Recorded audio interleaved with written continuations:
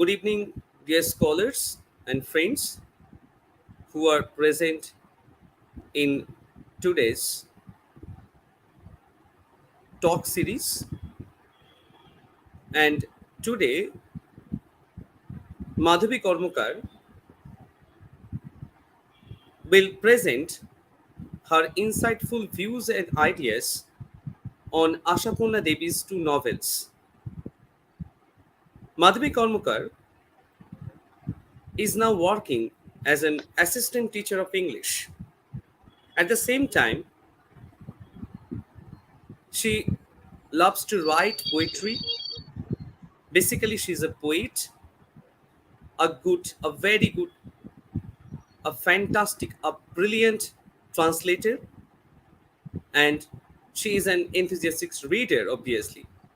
We are happy to have her in this online platform, in this Bahujan Literature's YouTube channel. I cordially invite and welcome once again Madhabi Karmakar. Now, I will request Madhabi Karmakar to deliver her talk on the said topic, that is Ashapurna Devi's two novels, through the lens of Dalit Bahujan Feminist perspectives, a comparative critical caste studies. At the same time, I will request to all the viewers to listen carefully what Madhabi Karmakar is trying to say. And if you have any question or any ideas or any views to share, please let us know. We will hear that.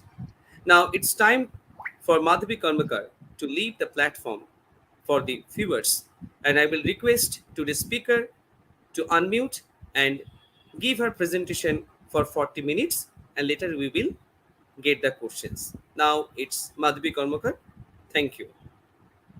Thank you, Paulash. And I'm happy to have this platform. Uh, Welcome, all the viewers. Hello, everyone. Good evening. I'm Madhvi.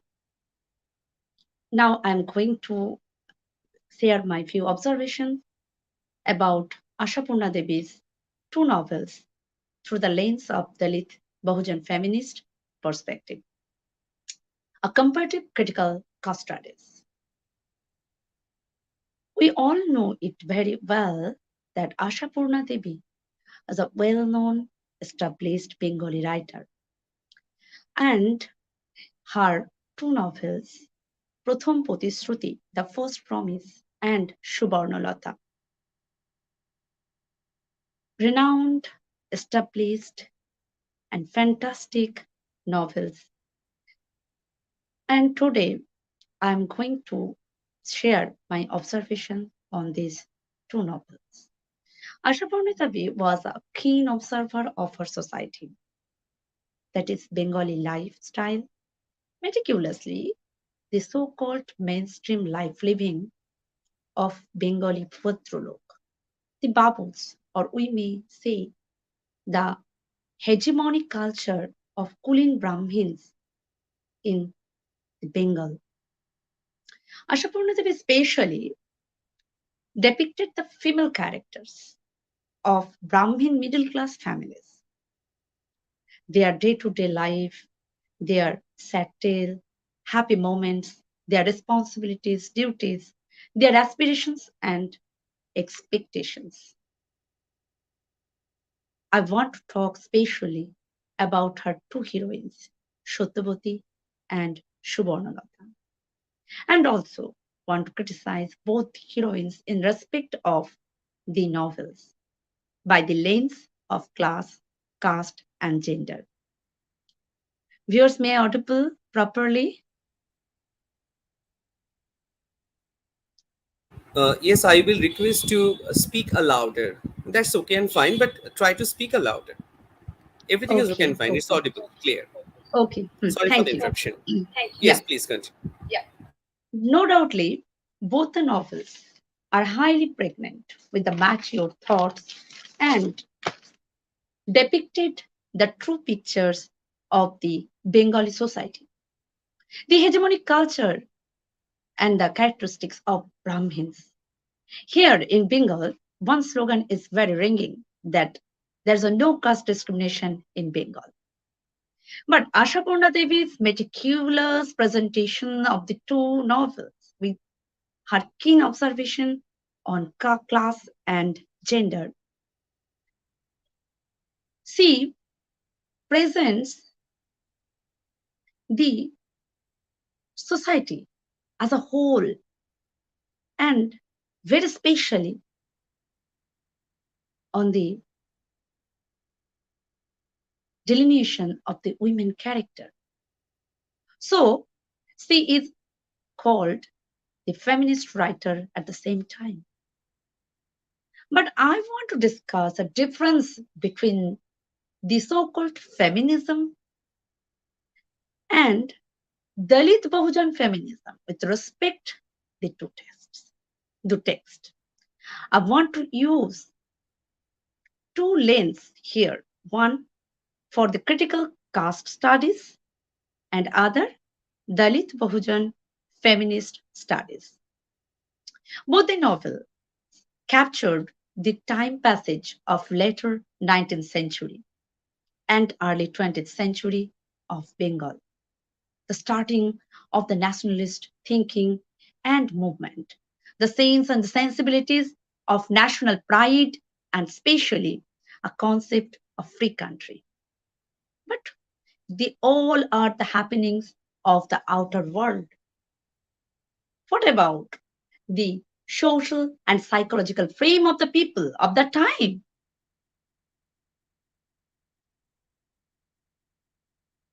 Many reformists were actively working for the eradications of social superstitions.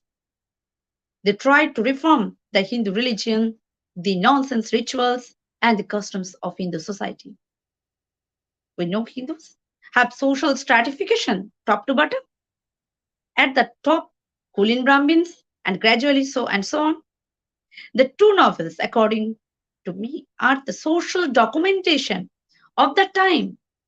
The official documentation only can present the number of the caste-based, gender-based people, but fail to present the real picture of the world of human beings. The two novels fulfilled the issue of social documentation. The novels have conspicuous presentation of then society. The Brahmins had the authority of social power and prestige. They played the role of head of the family and used the rest of the castes according to the scriptures. The males of the family executed the ritualistic ত্রিসন্ধ্যা আর্নিক ফলাহার Ganga স্নানের মাহাত্ম্য দান ধ্যানের পুণ্য ফলাহার এবং সর্বোপরি they are the lawgiver of the society. He is the head of the women and the society. Now, the point that the men, how weak or characterless awareness he is, it is his pride that he is the male Brahmin. He has no fear of ashuchi, apavitrata, pap. We have examples of characters like Nilambar Barujje, Navakumar Barujje, Rashu, Prabodh, Prabhas, Prakash, among so many characters. They played the perfect role of patriarchy. They have no straight spine, yet they have the privilege of being first. They are not only weak, but also heartless, selfish, and obibechok. They beat their wives. They married or kept concubines. But they were very suspicious about their wives' secret obhishar. One of the characters from the novel, I quote from this novel in Bengali.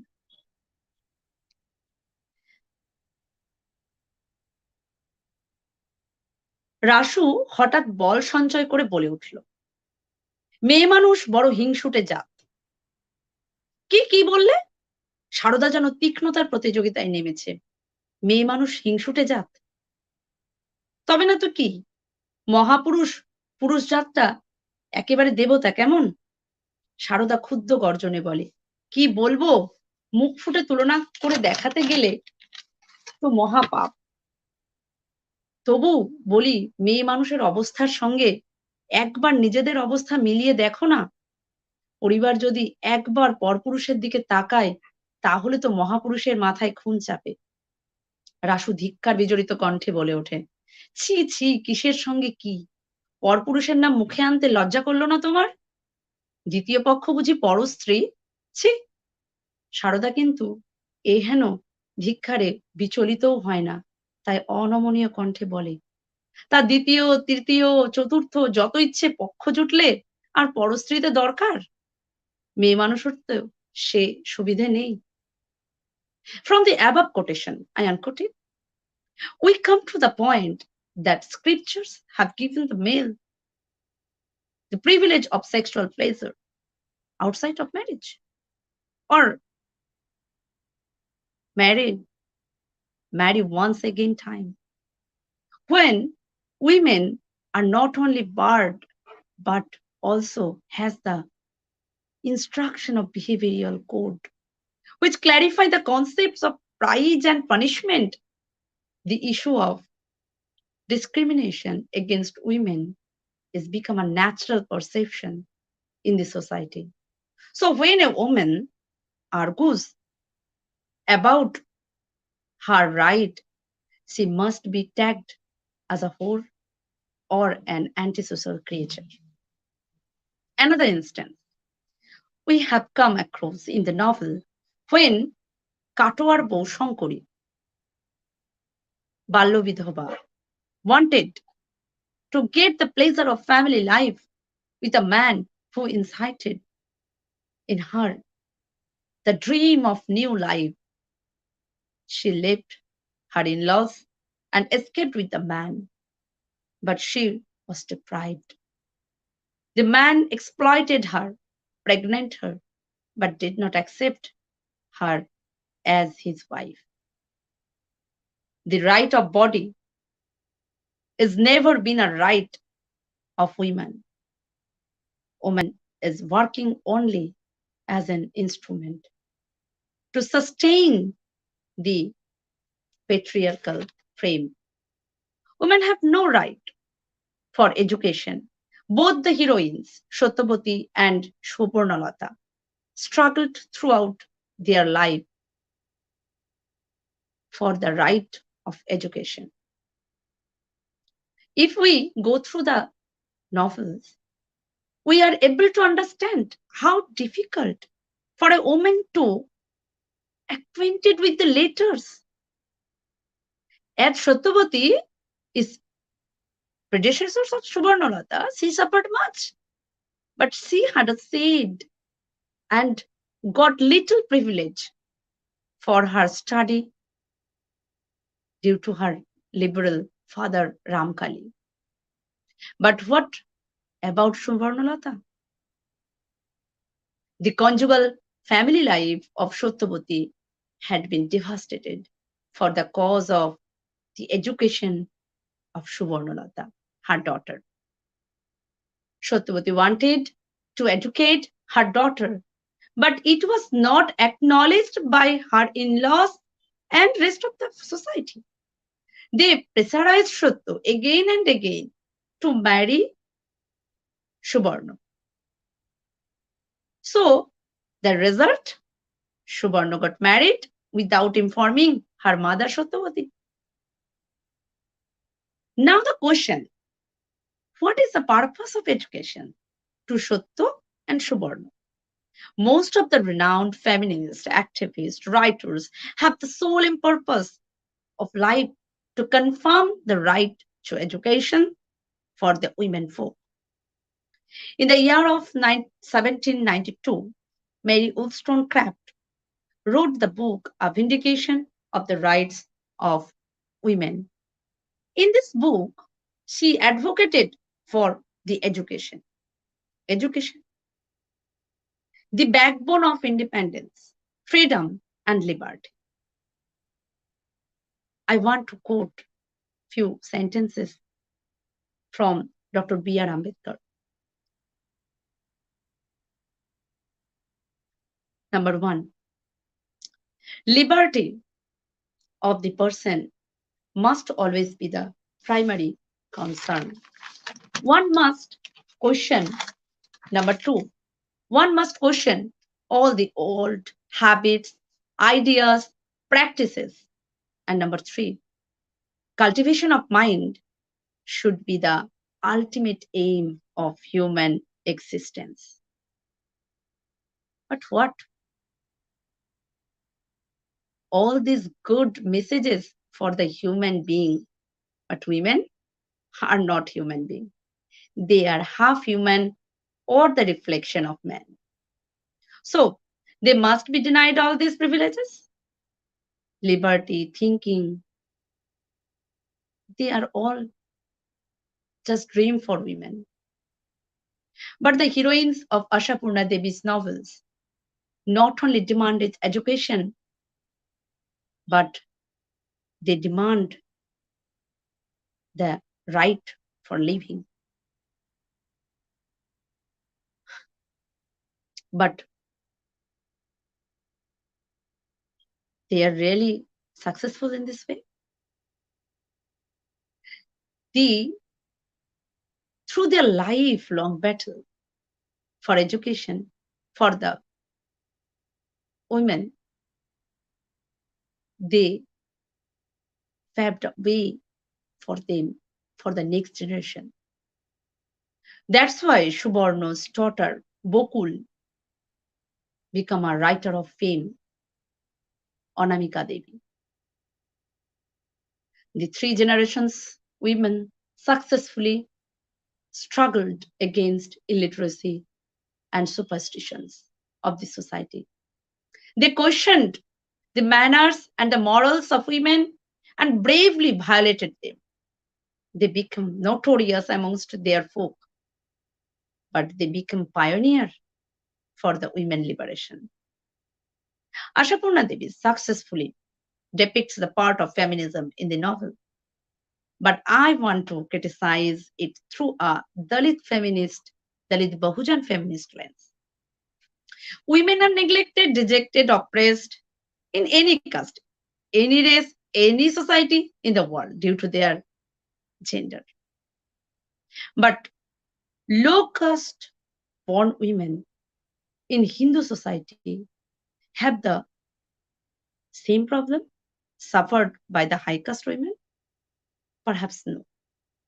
I want to quote the plight of these women from a essay, Caste Domination, Male Domination, written by Swaruparani.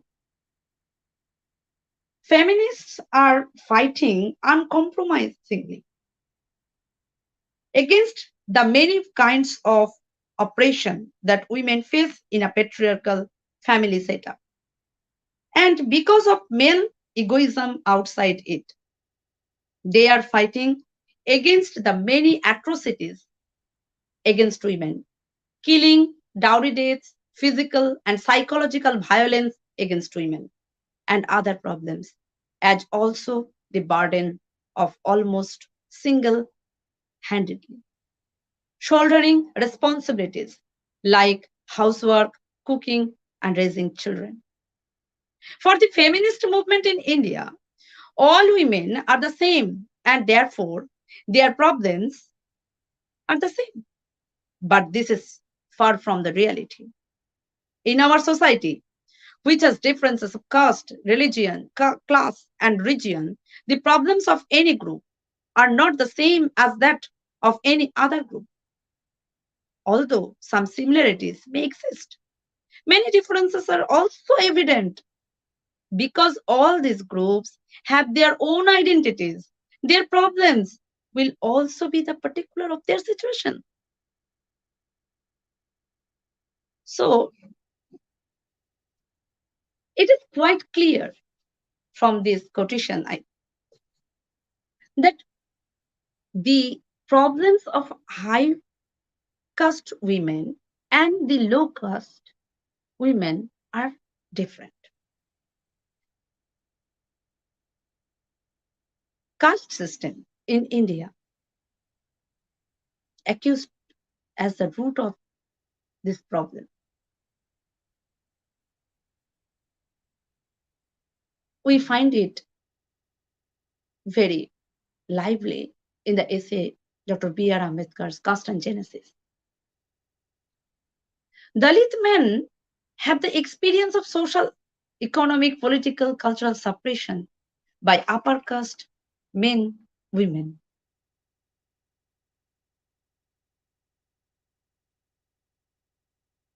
Patriarchy exists. And the caste. But patriarchy here is the Brahminical patriarchy. We define it just from this quotation. However evil the patriarchal system in this country is the most barbarous system is caste. The problems of upper caste women and those of the Dalit women are not the same in the shape or in quality. If other women are the victim of gender-related oppression, Dalit women are also the victims of caste and class exploitation. Compared with the oppression of caste and poverty, which chase them at the very step, their gender problems don't seem so immediate. It is not that Dalit women don't face domestic violence and physical problems. Patriarchy, Brahminism, and the capitalist system are all their enemies. From the day of a Dalit woman's birth, this system creates difficulties for her, piles her with the humiliations under all conditions without the least acknowledgement of her humanity. Dalit women added physical, sexual, mental harassment. They are invisible.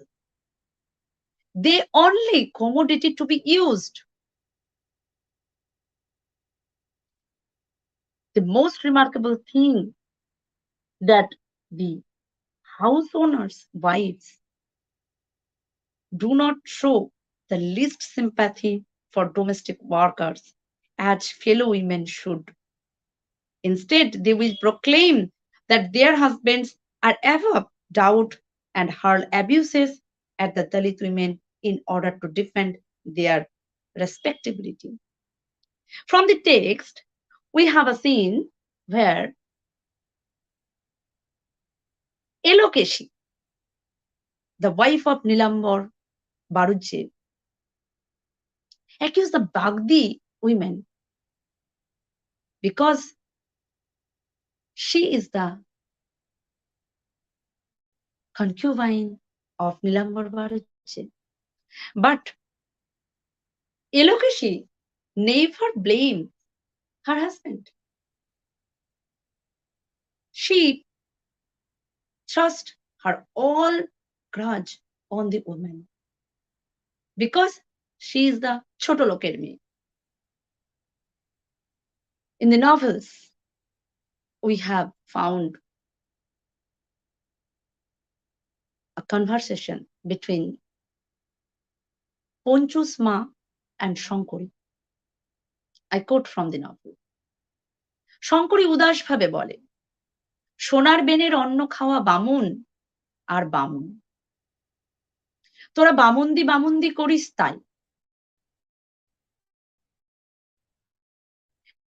নিজেকে বামুনের মেয়ে বলে পরিচয় দিতে ইচ্ছে করে না নেহাত নাকি কাজ করতে এসে সুদ্দর বললে পাছে পাটিতে কাপড় ছাড়া কাপড় কাচতে এঁটো বাসন মাজতে বলে তাই ওই পরিচয় দাও This conversation presents before us that women from the high caste and low caste have different social works to do. Both women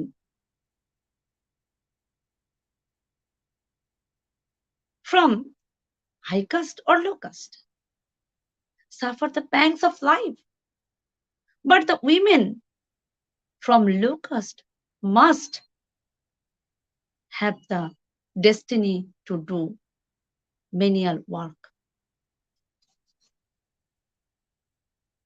It's a long quotation, but I want to read from this essay.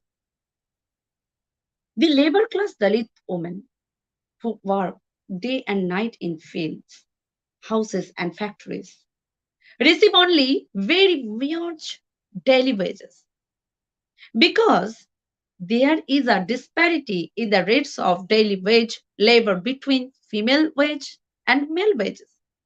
The situation is that the money they are given is not even enough for food.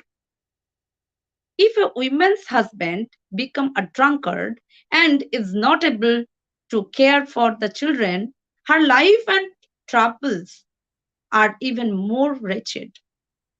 After everyone else eats, often there won't even be the burnt remains of food for her. Naturally, lack of nutrition food leads to many illness. Children born to them are also born with anemia and weakness. Dalit women do not have access to even minimal medical facilities. If they go to the primary health care centers, there won't be any medicine available. It is, of course, beyond their economic means to go to the private hospitals. There are women who have died during childbirth without the benefit of minimum medical attention. The literacy level among Dalit women are very low. The parents struggling as they are with poverty think that school going children will only be an expense. But if those children take up a small job, the family will receive some additional money. Girls are more likely to drop out of schools midway. They find the work of cleaning houses and caring for children of families that are better off. With this, any possibility of further education is extinguished. If a very few girls continue their studies with great difficulty, the eyes of every male teacher in schools and social welfare hostels are on these children. These essay do not have the space for the detailed narration of the crimes and the atrocities committed against them. In employment, too, Dalit women don't receive any equal status and respect. Even employees who are lower in the work hierarchy than a Dalit women show her no respect because of her caste. In colleges and schools, the practice of deceiving young Dalit women with promises of love and marriage has become very common. This passage declares everything. And I add something more that the cooking and the other works comparatively prestigious in our society, reserved for the Brahmin or the caste women. But the menial, hazardous, laborious works only preserved for the Dalit women. Dalit women have denied all the facilities of womanhood, but they are very well placed in the work of prostitution and sexual pleasure. The Brahmin men do not touch water and food from their hands, but they sucked, licked their body merrily. Religious scriptures sanction that. That's why Nilambur Baruje has the Bhagdi concubine, but he is the head of the society. Now, I come to the point that Ashapurna Devi's heroines are fought for their rights, but have the social pride with them. They are not the women of Choto Loker Me. They pridefully declare that they are the Bamuner me, but a low-born woman, how would be able to fight against the evils which happens every day with them? If they protest against all the nonsense, they are tagged as thief or opportunist. If they go to the police, they are threatened, even shut their mouth forever. I want to quote. There are so many instances in which police and forest officials have subjected tribal women to torture under the pretext that these women support Naxalites. Dalit women do not face all these problems simply because they are women. Because of their caste, it is clearly understood that these types of exploitation and oppression can be carried out upon them with no hindrance.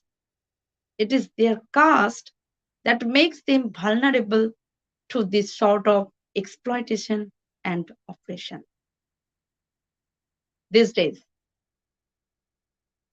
the number of educated among Dalit women is growing.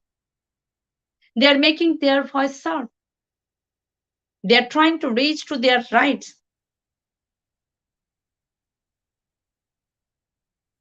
We may allude the names of Meena Kandaswamy, Bama, Shukitarani, Kulani Charal, and others.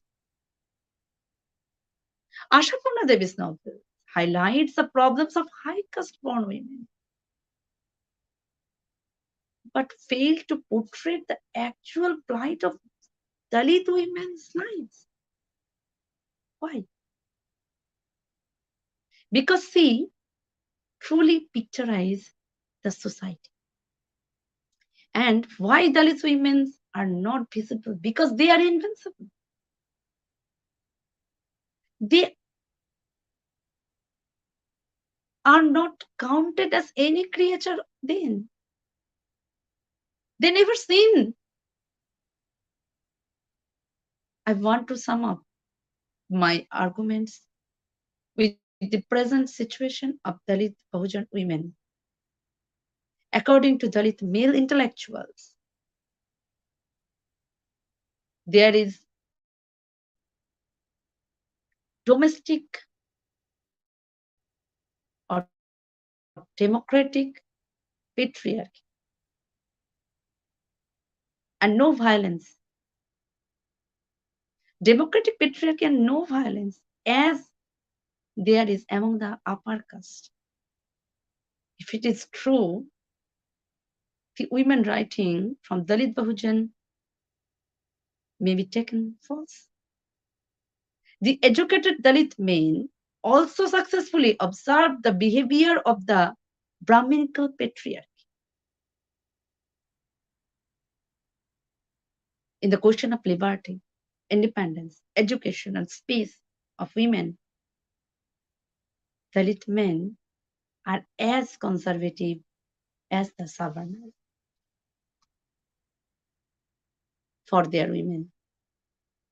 The autobiographies of female Dalit Bahujan writers are the best testimonials for. It is my observation if Dalit Bahujan women have education, awareness, sound health, the whole Dalit Bahujan society will be benefited. For a Dalit Bahujan women, education will her first priority. For a Dalit Bahujan women, education will her first priority. Like Ashapurna Devi's character Shottavati and Subharnalata. I want to conclude here my presentation. Thank you, viewers. Thank you, listeners. Thank you, the platform.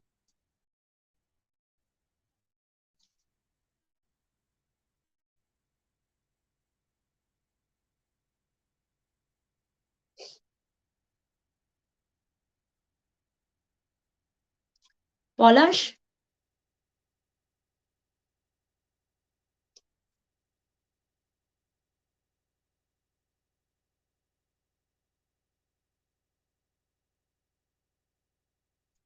Polash,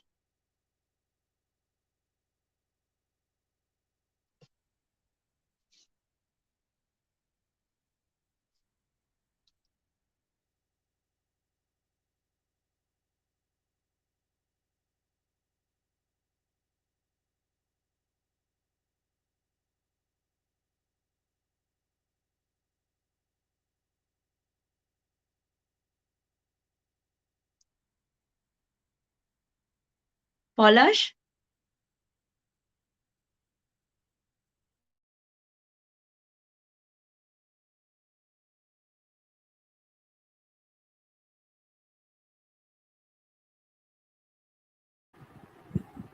Thank you, Madhavi.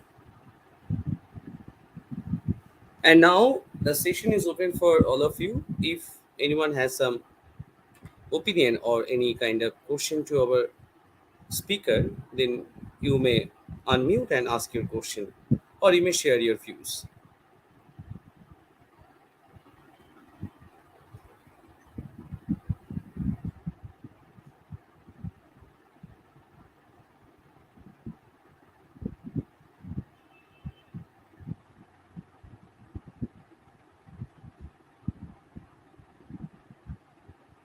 Am I I will audible? request Jyoti. Yes, yes, you are clearly audible. Okay, so first of all, thank you, Madhavi, for your presentation. And I have a couple of, if not questions, some observations that in your presentation you rightly pointed out that the writers from upper caste Bengali society never felt that sort of a compassion or even empathy to portray the life of the women born in lower caste Bengali society. And at the same time, despite having the fact that patriarchy has its same crude form of torture and oppression in both Dalit and non-Dalit families, but interesting fact is that if we try to go deeper into the life of men and women relation in upper caste societies, especially by reading the novels, then we find that the conditions of the upper caste women is more precarious, not in the sense of their physical torture, but also the kind of superstitious beliefs that they had gone through. But on the other hand, we find, uh, also, of course, we cannot deny the fact that there are many tortures and operations that Dalit men actually inflict on Dalit women. But if we focus on tribal societies or even many scheduled caste societies, then men and women have this equal share in their workforce. That we see that men and women equally work in the field. Men and women equally work on the road. They break they break the brick, and then they work on the road, and they go to the field. They cut the crops. They bring the crops in the market. And if we just try to just historicize the 1873 Chandal movement, then the it is documented by uh, administrative officers of Bakirganj that the dominant, I mean, the most important accusation by upper caste communities was that the Namashudras sent their daughters to and sent their daughters and women to market, So that's sort of, if it was the scenario, then one thing is quite clear, that in the Dalit communities and in the tribal communities, the men and women share a democratic space where both of them go to the market, open any stall, do some business, and in this way run their family. And it is very important to understand that despite having the male domination in Dalit families, the women have more workforce with them. That I would like to say.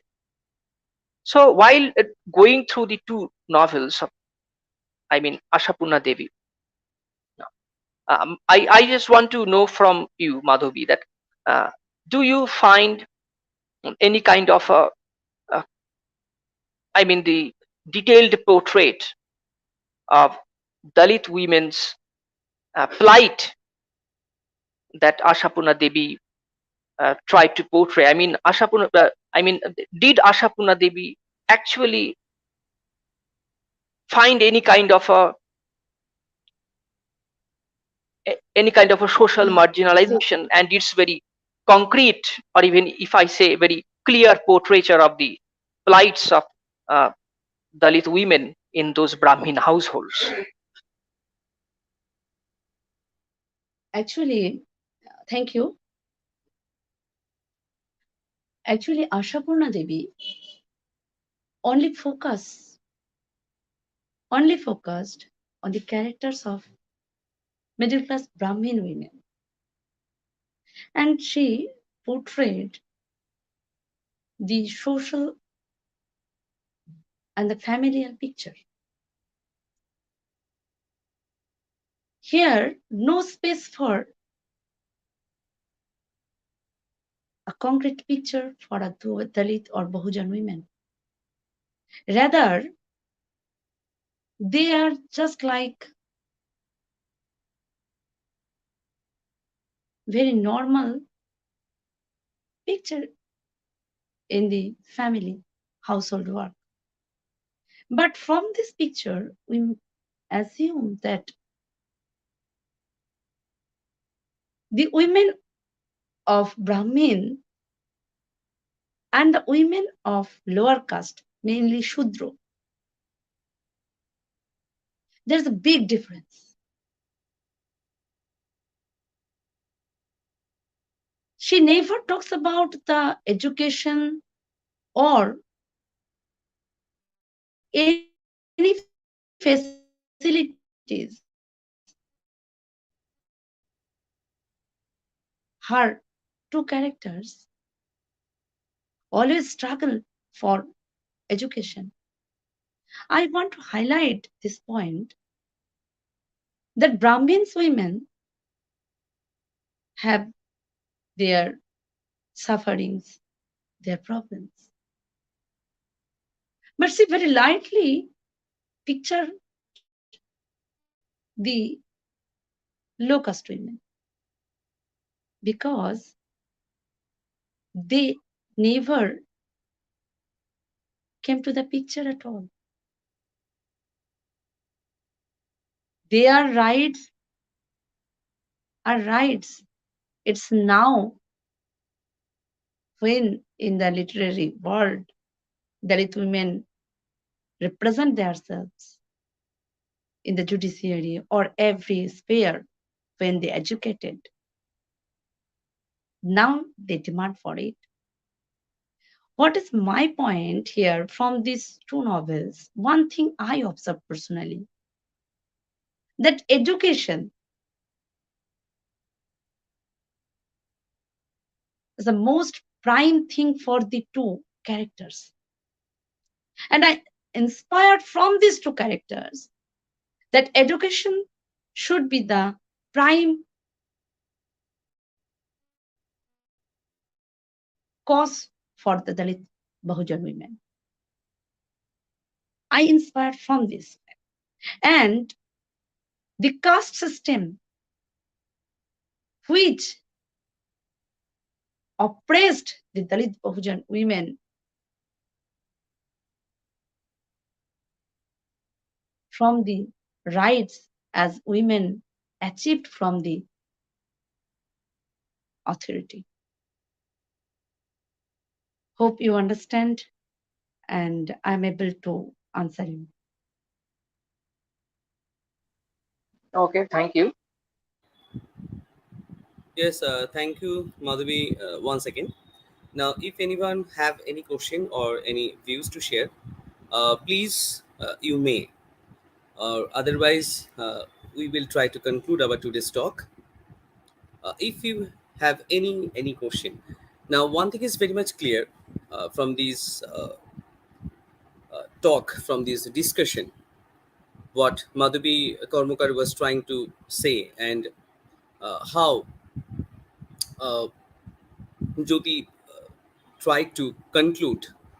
One thing is very much clear, and I'm very much agree both of you that Bahujan community should give the priority to the education, and education is the only way for the emancipation of the Dalit women, Bahujan, and in general to all the people. Not only the Bahujan people, but if we want a people's movement, a mass movement, we should educate them ourselves. We should give all of them the opportunity to get the education. I think, Jyoti, we should conclude today's talk. Nobody is responding regarding the Hmm. question Yes, or any other views. you can conclude, but I think mm, we can request Madhavi or any other female scholars of our society to give a presentation on Hindu Code Bill one day. I mean, whenever we are talking about the right of education and at the same time the importance of education in the life of women of the Dalit Bahujan community or even in Brahmin community, then the very the very particular document, Hindu Code Bill, that Dr. Ambedkar wanted to get passed in the parliament, which after all he could not, needs a thorough reading. So one day we have to organize a talk on the Hindu Code Bill by Dr. Ambedkar, which I think is the most rational and at the same time most revolutionary document for the emancipation and empowerment of women. And in this particular respect, we can say that what Ashapurna Devi was trying to portray through the characters, and in this way show us the contemporary upper caste Bengali society, is the same thing, that both the female characters were struggling hard to get their education right back so that they could read, they could write, and in this way they could become financially solvent. That is, I think, a train to emancipation. That doing household chores is not important. What is important is doing those work that will give them a earning. In this particular respect, whether Ashapurna Devi's portrayal of upper caste women or any Dalit writer's portrayal of Dalit women, the Hindu Code Bill of Dr. Ambedkar is, I think, is the very potential text that will help us understand not only the plights of upper caste women and Dalit women, but also make us realize that how education is important for the emancipation of both upper caste women and Dalit women. So I think you take an initiative so that Madhavi or any other female scholar can present a presentation. I mean, a talk on the Hindu Code Bill. This is my suggestion. Yes, it's a very good suggestion and wise suggestion. I will try to discuss personally with other scholars to uh, make themselves uh, to present this kind of talk about the Hindu code bill. And I think there are so many issues that we should talk more and more so that we can. What is our main objective is to create an anti-casteist outlook, and that thing only possible if we discuss more and more about these things. So that's all for today. Once again, I thank Madhabi Karmakar, and I hope uh, next time we will hear more and more from her. And take care, everyone. Good night. Good night. Thank you.